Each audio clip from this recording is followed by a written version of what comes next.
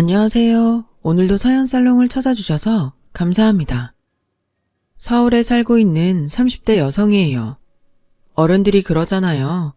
남자가 사람 좋아서 뭐에 쓰냐고요. 그저 돈 잘 벌고 아내 위할 줄 알면 그만이라고 말이죠. 그런 의미에서 본다면 제 남편은 그리 좋은 남편은 아닐지도 몰라요. 왜냐고요? 제 남편은 사람은 좋은데 돈 버는 재주는 좀 떨어지고 대신에 저를 무척 아껴주는 사람이거든요. 그러니 어른들 기준으로 점수로 환산해보면 한 30점 정도 되겠네요. 하지만 저는 이 30점짜리 남자가 세상에서 가장 멋지고 대단해 보여요. 어려운 상황에도 인간애를 잃지 않고 나답게 살아가는 사람이니까요. 요즘 같은 세상에 나답게 산다는 건 대단한 의지가 아니고선 불가능한 일이 아닐까 생각해요. 때로는 보고도 못 본 척 넘겨야 하는 일이 많잖아요. 그래야 일신이 편하고 때로는 불의에 잠시 눈 감을 줄 알아야 집단에서 따돌림을 당하지 않으니까요. 그러니 그러지 못하는 제 남편의 성격은 사는데 얼마나 큰 장애물이 되겠어요. 그럼에도 자신을 잃지 않고 꿋꿋하게 살아가니 멋진 사람이죠. 말은 이렇게 하지만 사실 저도 처음엔 이런 남편이 마음에 들지는 않았어요. 좀 미련해 보였거든요. 하지만 막상 제가 어려움에 빠져보니 이 남자의 진가를 알겠더라고요. 저는 한동안 직장 상사의 괴롭힘을 당한 적이 있어요. 유부남이었던 상사가 제게 치근덕대길래 자꾸 이러시면 사내 인권위에 진정서를 넣겠다고 했더니 그때부터 저를 괴롭히기 시작한 거죠. 치마를 입고 출근하면 남자 꼬시려고 발악을 한다고 빈정대거나 남자 직원들과 탕비실에서 커피라도 마시고 있으면 다가와 김대리도 조심해. 진영씨 아주 무서운 사람이거든. 말 몇 마디 섞었다간 성희롱 당했다고 인권위에 진정서 넣을지도 몰라. 이러면서 말이죠. 그런 일이 반복되자 회사 사람들이 하나 둘 저를 피하기 시작했어요. 왕따가 된 거죠. 그 일로 저는 정신과 상담까지 받아야 했지만 상사의 태도는 여전했어요. 오히려 제가 정신적으로 문제가 있는 것처럼 떠들어댔죠. 이러다간 피말라 죽을 것 같다는 생각이 들 정도였어요. 그래서 사직서를 썼는데 그걸 제 남편이 본 거예요. 남편은 제게서 사직서를 뺐더니 다짜고짜 상사에게 가서는 이제 그만하시죠. 아무리 직장 상사라도 개인의 인권을 침해할 권리는 없는 거 아닌가요? 애초에 결혼까지 하신 분이 여직원한테 불필요한 행동을 하다 거절당했다고 안갚음을 하시는 것 같은데 비열한 행동 같습니다. 이진영 씨한테 사과하시고 이쯤에서 그만하시죠. 남편의 행동에 상사가 얼굴을 붉히긴 했지만 다행히도 이후로는 저를 괴롭히지는 않았어요. 하지만 남편은 그 일로 상사의 눈밖에 나는 바람에 큰 프로젝트에서 번번이 밀리고 말았어요. 상사가 희망퇴직자 명단에 올라 회사를 떠날 때까지 말이죠. 그 일이 있고부터 남편이 전과는 달라 보였고 그렇게 저는 마음을 열게 되었어요. 왜 사람이 그렇잖아요. 좋게 보면 한없이 좋게 보이고 나쁘게 보면 사소한 것 하나도 나쁘게 보이는 심리 말이에요. 제가 그랬어요. 한번 마음을 열고 보니 남편의 약점도 그리 문제가 되지 않았죠. 하지만 제 부모님은 조금 달랐어요. 내 딸이 남들보다 나은 남자를 만나서 좀 더 편하게 살기를 바라셨을 테니까요. 하지만 제 남편은 저희 부모님의 기대와는 달리 불우한 가정에서 고생하며 자랐거든요. 7살 무렵 부모님이 이혼을 하시고 엄마와는 연락이 끊긴 채 아빠랑 단 둘이 살다가 초등학교 2학년 때 아빠마저 세상을 떠나시는 바람에 친할머니 댁에 보내지게 된 거죠. 친할머니는 평소엔 남의 집 품앗이를 하거나 나무를 뜯어 장에 내다 팔곤 하셨고 늦가을부터는 붕어빵 장사를 하며 생계를 이어가셨어요.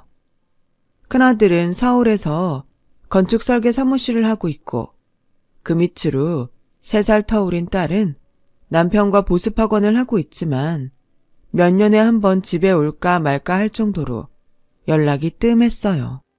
그나마 제일 엄마를 위하던 막내 아들이 교통사고로 하루아침에 세상을 떠나버리자 혼자 남은 손주를 시설에 보낼 수 없어서 혼자 살기도 빠듯한 형편에 맡아 키우게 된 거였죠.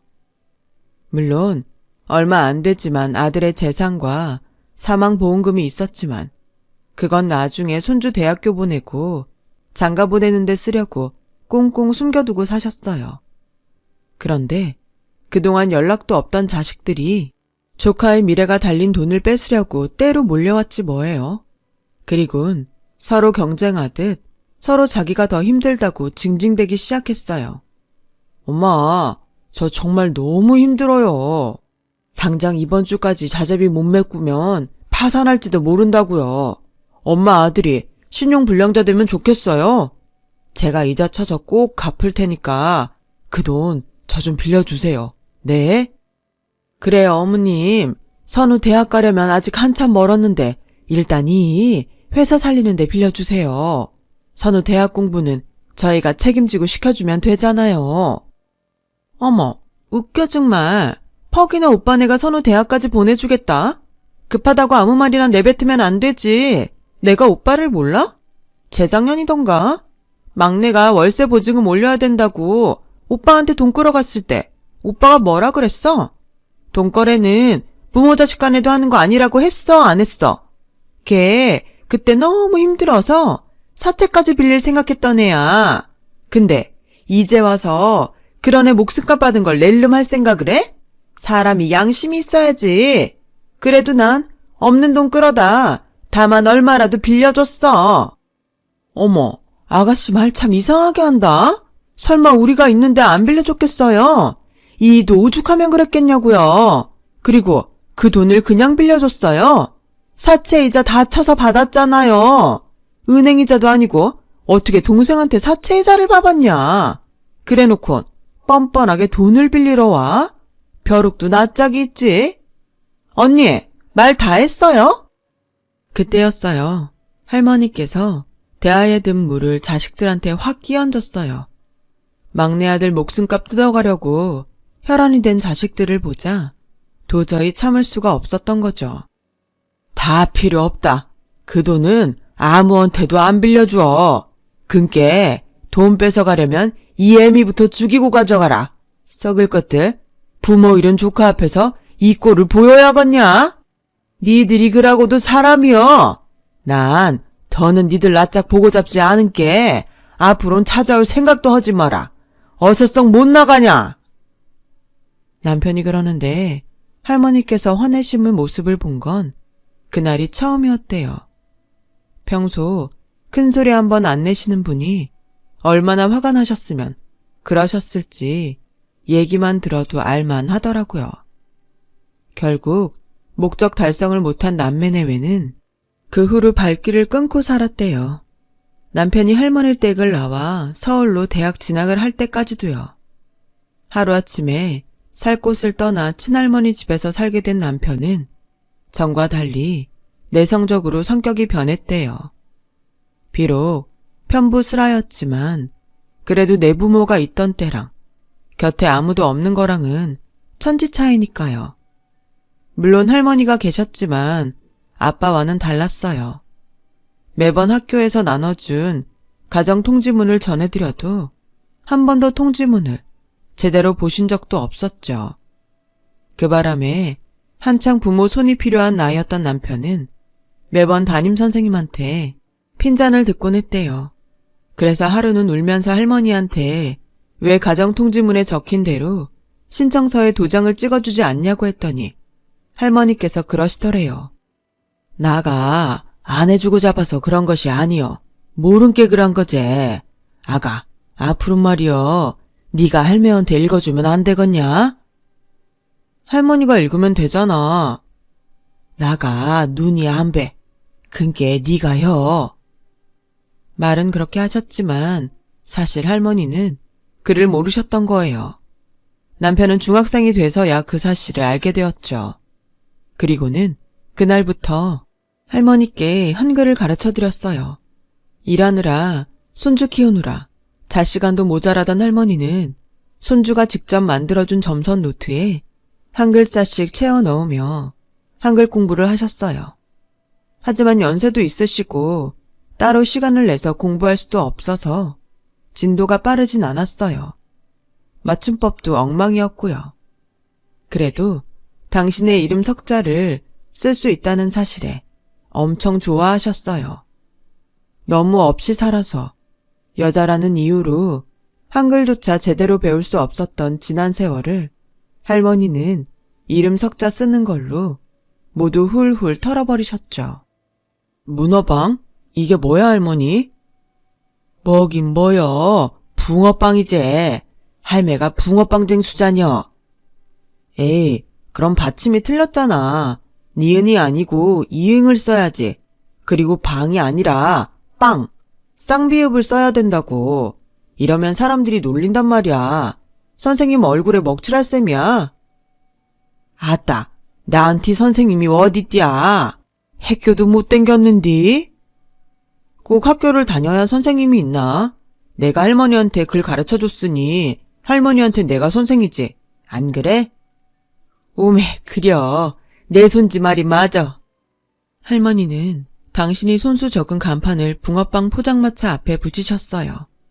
그 글씨를 볼 때마다 그렇게 뿌듯해 하시면서 말이죠. 언젠가 남편이 그러는데 자신이 태어나서 가장 잘한 일이 바로 할머니께 한글을 가르쳐드린 거라고 하더라고요. 결국 그 일로 인해 생각지 못한 선물도 받았지만요. 그렇게 서로에게 기대 살아온 남편과 할머니는 남편이 서울에 있는 대학에 입학을 하면서 생이별을 하게 됐어요. 할머니는 숨겨두었던 아들의 유산과 사망보험금으로 제 남편의 등록금과 자취방을 마련해 주었어요. 그리고 남편 손에 통장을 쥐어주셨죠. 아가, 돈 걱정 말고 니는 공부만 혀. 굶고 댕기지 말고 잘 먹어야 한다이. 할매 걱정일랑 하지 말고이. 칼바람 매서운 한겨울에도 차가운 길바닥에서 붕어빵을 팔면서도 단돈 10원도 건드리지 않았던 할머니는 그 돈을 손주한테 전해주셨어요. 남편은 요즘도 그 통장을 보며 가끔 그런 생각을 한대요. 손주를 위해 이 돈을 지키기 위해서 할머니는 얼마나 힘겨운 날들을 버텨내셨던 걸까 하고 말이죠. 그래서 통장에 든 돈을 꺼냈을 때마다 그렇게 가슴이 찡했대요. 남편과 처음 사귀던 때부터 남편은 할머니 얘기를 많이 했어요. 그래서 뵙기도 전에 이미 잘 알고 지내던 사이처럼 친숙했죠. 남편이 대학을 졸업하고 직장에 다니던 무렵부터 할머니는 광주에서 올라와 손주와 함께 사셨어요.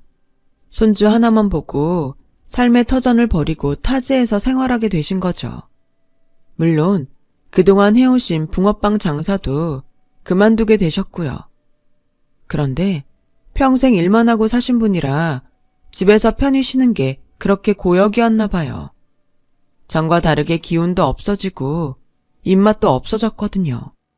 백화점에 들러 고급 허가자를 사다 드려도 잘 드시지 않았어요.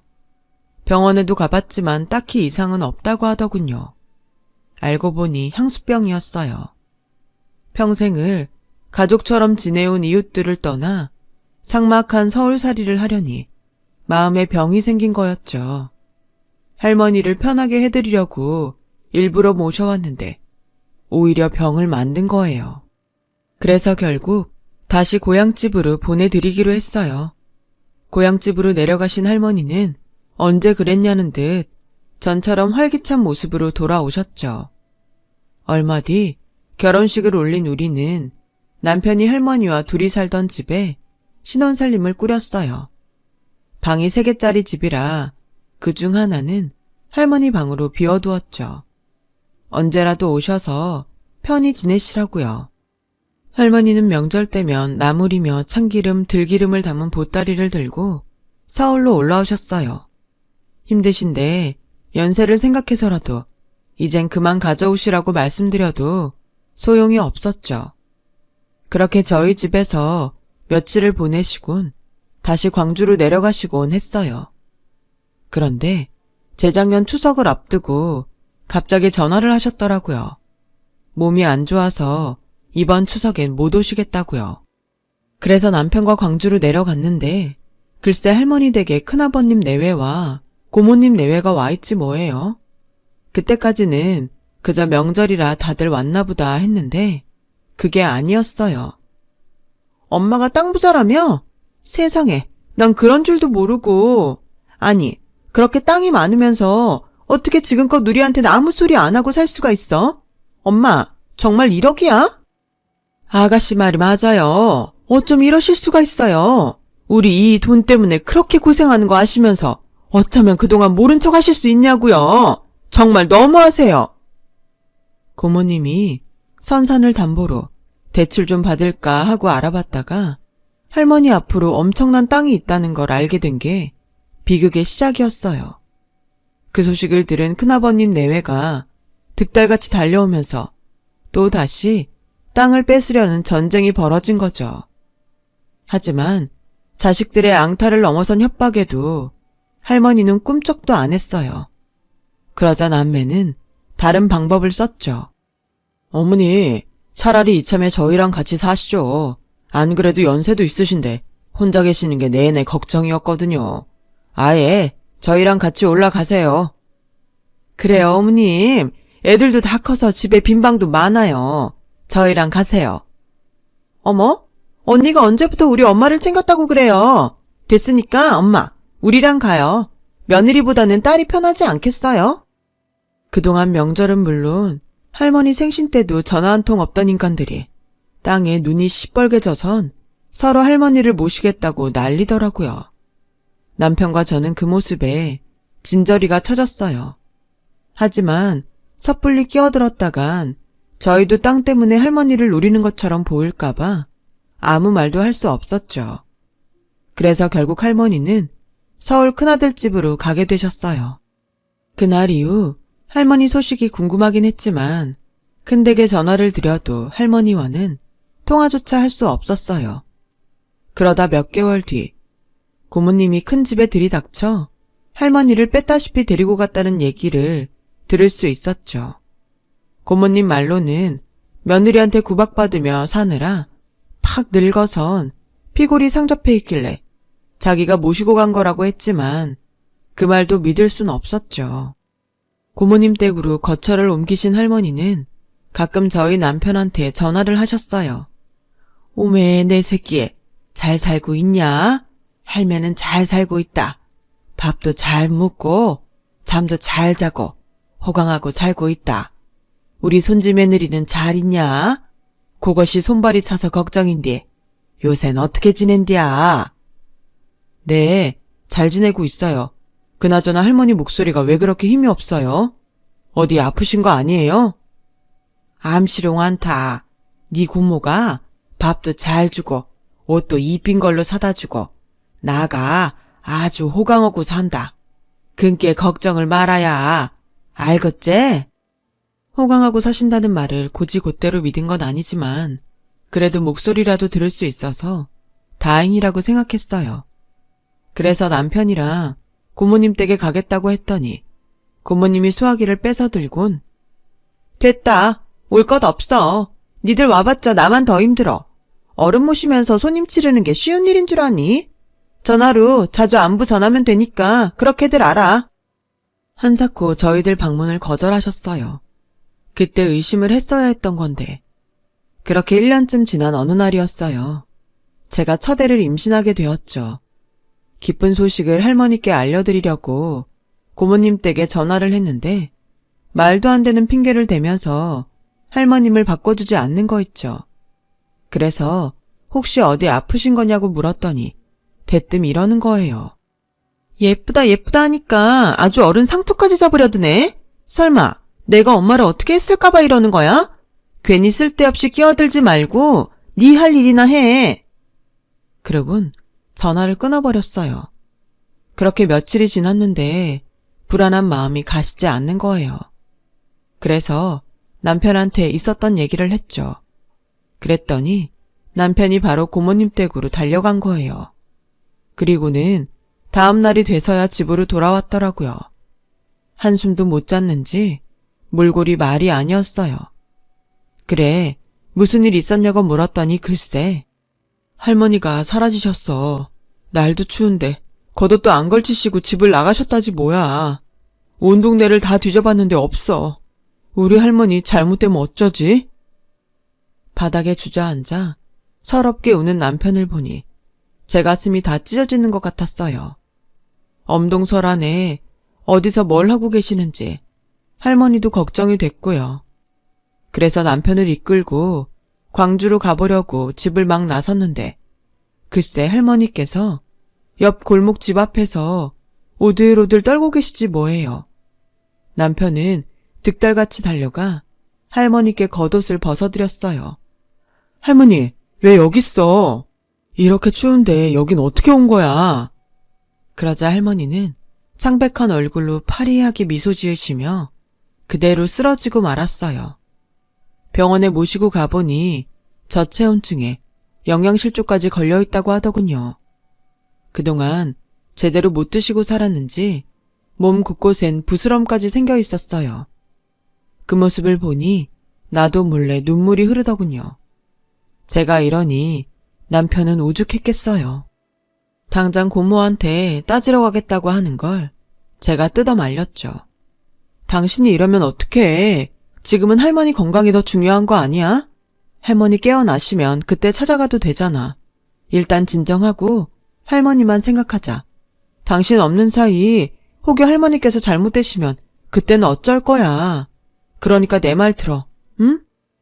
남편은 주먹을 부르르 떨면서 할머니 침상을 지켰어요. 하루 동안 의식이 없던 할머니는 병원에서 놓아준 영양제 링거를 맞고 다음날 새벽녘에 정신을 차리셨어요. 정신을 차리신 할머니는 당신 침상에 얼굴을 묻고 잠든 손주의 머리카락을 쓰다듬어 주시며 그러셨대요. 오메, 귀한 내 새끼. 눈에 넣어도 안 아플 내 새끼. 밥은 잘 먹고 댕기냐? 집 나간 마누라 대신 우리 손지 먹여 살리느라 고생이 많다. 어메가 니 줄라고 붕어빵 팔아 땅도 사고 논도 사고 다 사놨다. 조금만 지둘려라이. 손주를 당신의 아들로 착각하신 건지 할머니는 밤새 알다가도 모를 말을 이어가셨죠. 네 형이랑 누이가 알면 안 된 게 나가 땅 문서도 숨겨놨다. 우리 선우가 맹글어준 한글 공책 아니냐. 그 공책에 잘 넣어두었은 게 그 땅 팔아 우리 선우랑 잘 살아야 한다. 어메가 주는 선물인 게. 이미 잠에서 깬 남편은 소리 죽어 울면서 그 얘기를 들어야 했죠. 자신을 당신 아들로 착각하시는 할머니께 잠시라도 아들 노릇을 해드리고 싶었으니까요. 그리고 다음날 남편이 눈을 떠보니 할머니께선 곱게 잠드신 채 그대로 하늘나라로 가버리셨더라고요. 남편의 머리카락을 쓸어주시며 말이죠. 할머니의 장례 기간 내내 남편은 정말 많이 울었어요. 밥도 한술 떠넘기지 못한 채 말이죠. 반면 큰아버지 내외와 고모님 내외는 사라진 땅 문서를 찾느라 혈안이었죠. 큰아버지가 장례식장을 지키고 있는 사이 큰어머니가 광주 고향집에 가서 집안을 온통 뒤졌던 모양이에요. 뒤늦게 그 소식을 들은 고모님은 고모부를 고향집으로 내려보냈죠. 하지만 큰어머니와 고모부가 집안을 쑥대밭을 만들며 뒤졌지만 끝내 땅 문서를 찾을 수 없었어요. 왜냐고요? 할머니께서 땅 문서를 숨겨둔 한글 공책은 바로 저희 집에 있었으니까요. 할머님이 마지막으로 명절 무렵 저희 집을 찾으셨을 때 할머니께서 저희 집에 마련된 당신 방에 가져다 놓으셨거든요. 장례가 끝난 뒤 저와 남편은 할머니의 한글 공책을 펼쳐보았어요. 그리고 그 안에 적힌 편지를 보고는 가슴이 먹먹해 말을 이을 수가 없었죠. 눈에 넣어도 안 아픈 내 손지 선우야. 나가 늦음하게 손지 덕분에 요렇게럼 글도 배우고 내 이름도 쓰게 됐네. 알란가 모르겠는디 할매 이름은 김말순이여. 팔남매 중이 끄트머리로 태어나가 그렇게 부른 것이지. 근데 그 이름을 나가 70이 넘어서야 쓰게 되었다. 그것이 다 우리 손지 덕분이여. 할매가 그 은혜는 평생 못 잊는다. 고마워요. 감사합니다. 그러고 이 땅은 나가 글 배워준 선생님한테 주는 월사금인게 요긴하게 잘 써야 한다. 나가 보태긴 했어도 네 애비 보내고 받은 돈으로 산 것인게 애초에 단 이것이여. 근께 네가 가져가 쓰는 게 만든 것이다. 행여라도 큰아배랑 고모가 단락함은 이 편지를 배줘라. 그러면 암시롱도 못할 것인게 할매가 주는 월사금인께로 알겠냐? 네가 태어날 적에 하도 이삐서 봄은 달아날까봐 애껴봤다. 니는 내한테 그런 손지다. 근께 할매 잊지 말고 기억해라. 남편은 할머니의 노트를 끌어안고 어깨가 들썩일 정도로 오열했어요. 보기만 해도 다를까봐 아껴봤던 손주를 남겨놓고 가셔야 했던 할머니를 추억하며 말이죠. 그리고 얼마 뒤 남편은 집으로 큰아버지 내외와 고모님 내외를 불렀어요. 처음엔 바쁘다고 안 온다던 사람들이 땅 문서를 찾았다고 하니 득달같이 달려왔더군요. 그리고는 빚 받으러 온 빚쟁이처럼 들어서자마자 땅 문서를 내놓으라고 윽박질렀어요. 금방이라도 달려들어 물어뜯을 것 같은 사람들 앞에 남편은 할머니가 남겨주신 땅 문서를 내던졌어요. 고작 이것 때문에 그러셨어요? 골방에 할머니를 가둬두고 땅 문서 안 내놓는다고 굶기고 겉도 모자라 그 추운 날 내쫓으셨냐고요. 당신들은 사람 새끼도 아니야. 여우도 죽을 땐 고향 쪽으로 고개를 돌린다는데 어떻게 제 부모한테 그럴 수가 있냐고. 그러고도 땅은 탐났나 보지? 땅 문서 찾았다는 말에 기를 쓰고 달려온 거 보니. 근데 당신들이 원하는 대로 되진 않을 거야. 이미 할머니께서 내 앞으로 명의 이전 해 놓으셨으니까. 나 이 땅에서 흙 한 줌도 당신들한테 안 줄 거야. 무정한 자식들 손에 돌아가신 할머니를 생각해서라도 절대로 안 줄 거라고. 그러자 큰아버지가 달려들어 남편의 뺨을 쳤어요. 그리고는 죽일 듯 노려보며 그러더군요. 애미애비도 없는 놈이 어디서 까불어. 니깟 놈이 이렇게 나온다고 이 땅이 다 니 차지가 될 것 같냐? 무식한 놈? 어림도 없어. 재판 걸면 우리한테 유산상속 유류분은 넘어오게 돼 있으니까 대가리에 피도 안 마른 게 어디서 건방을 떨어, 배은망덕한 놈. 애미애비 없는 건 큰아버지도 마찬가지 아닌가요? 그리고 뭐요? 유산상속 유류분이요? 웃기고 있네. 이게 누구 재산인데 당신들이 유산상속을 운운해요? 이거 우리 아빠 사망보험금으로 산 땅이에요. 못 믿겠으면 광주 가서 동네 사람들한테 물어보라고요. 이 땅 살 때 다리 놓아준 게 이장님이니까 직접 가서 물어보라고요. 애초에 지들 것도 아닌 땅 가지고 폐륜을 저질렀다니 창피한 줄 아세요. 오늘 제가 오라고 한 건 땅 문서 때문이 아니라 내가 당신들 고소할 거라는 걸 알리기 위해서예요. 노인 학대에 감금 협박, 그리고 영하로 떨어진 날씨에 집 밖으로 내쫓아 사망에 이르게 한 살인죄까지. 당신들이 할머니한테 저지른 만행 법정에서 달게 받으란 말입니다. 남편의 말이 떨어지기가 무섭게 두 집 내외는 서로 눈치를 보며 서로 떠넘기기에 바빴어요. 고모님은 할머니를 방에 가두고 굶긴 건 자기가 아니라 큰오빠라고 소리쳤고, 큰아버지는 한겨울에 엄마를 길바닥으로 내몰아 죽게 한 건 다 여동생이라며 서로를 힐난했어요. 한바탕 소란을 피우는 바람에 이웃이 경찰에 신고를 했고 결국 두 집 내외는 파출소로 끌려가게 되었죠. 그 후로 반년이 지난 지금 큰아버지와 고모님을 상대로 한 재판은 아직도 진행 중이에요. 요즘은 CCTV도 많고 녹화며 녹취가 가능한 전자기기도 많아서 의외로 증거가 많이 확보된 상태라 실형을 면하긴 어려울 것 같다고 하더라고요. 당연한 결과이긴 하지만 생각할수록 참 씁쓸하네요. 그리고 저는 출산을 앞두고 있어요. 아이를 낳을 때가 다 돼서 그런가 요즘 들어 할머니 생각이 더욱 나네요. 제 손발이 차다고 늘 손으로 문질러 주시던 그 온기도 그립고요. 생각난 김에 내일은 남편과 할머니 산소에 다녀와야겠어요. 가서 증손주 무사히 잘 낳게 해달라고 부탁도 드리려고요. 아마 하늘나라에서 도와주시겠죠? 지금까지 제 사연을 들어주셔서 감사드려요. 들어주신 분들 모두 건강하시고 원하는 일 다 이루시길 바랍니다. 여러분, 사연 댓글에 응원과 현명한 조언 부탁드려요. 좋아요와 구독은 저에게 큰 힘이 됩니다. 오늘도 좋은 일 가득하세요.